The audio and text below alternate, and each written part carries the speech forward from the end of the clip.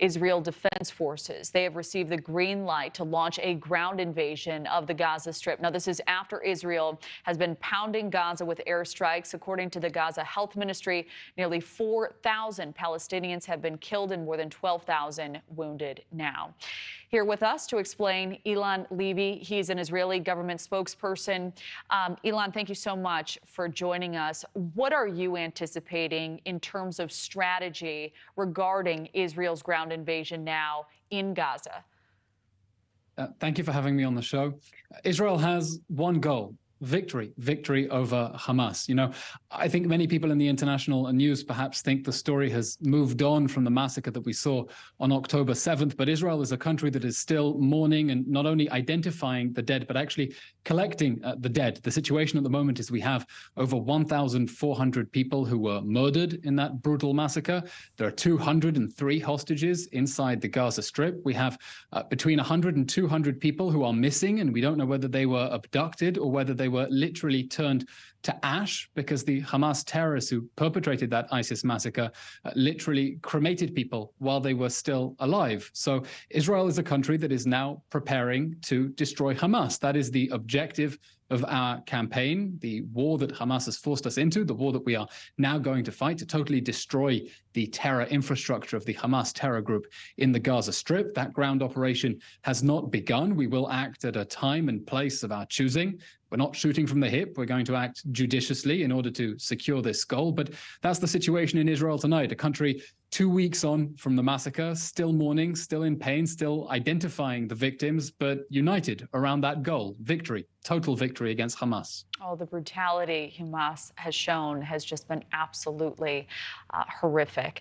I wanted to ask you about the hostages in just a moment, but with the military approval, with the approval now of military arms from the U.S., how do you see this impacting the IDF's plan in the region?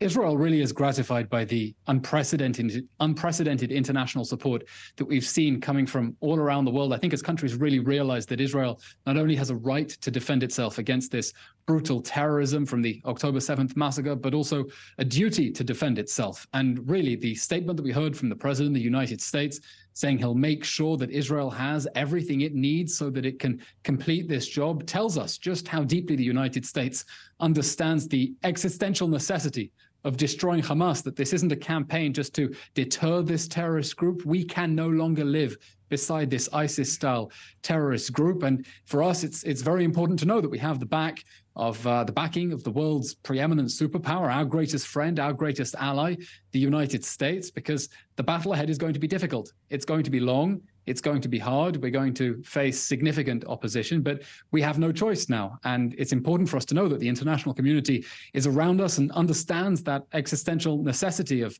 fighting Hamas, and the moral leadership that the United States has shown in this regard is especially important, because where the United States leads, the rest of the free world follows. And we certainly hope that the rest of the world is going to follow the United States lead in continuing to stand by Israel's side at our darkest hour now and in the very difficult days ahead. Well, I know returning these hostages home has been one of the biggest issues since the beginning of the war. So what are the plans? What are the strategies right now that are working in order to get that done? I know that it's probably difficult to go into specifics, but what is the very latest in terms of plans to return them safely? You know, 203 hostages, perhaps as many as twice as many given all the missing persons, is a shocking number in a country as small as Israel. I mean, we're only 10 million people, and that means everyone in the country knows someone who was abducted or has a family member who was abducted. So this is a story that is affecting everyone here very personally, especially since we know that 30 of those hostages are children, some as young as just a few months old, ripped away from their cots, from their parents' arms. And Israel is demanding their immediate and unconditional return. That is non-negotiable. There is no excuse for ripping babies out of their cots and holding them in captivity as hostages in the Gaza Strip. And we're also demanding that they be given access to the International Red Cross.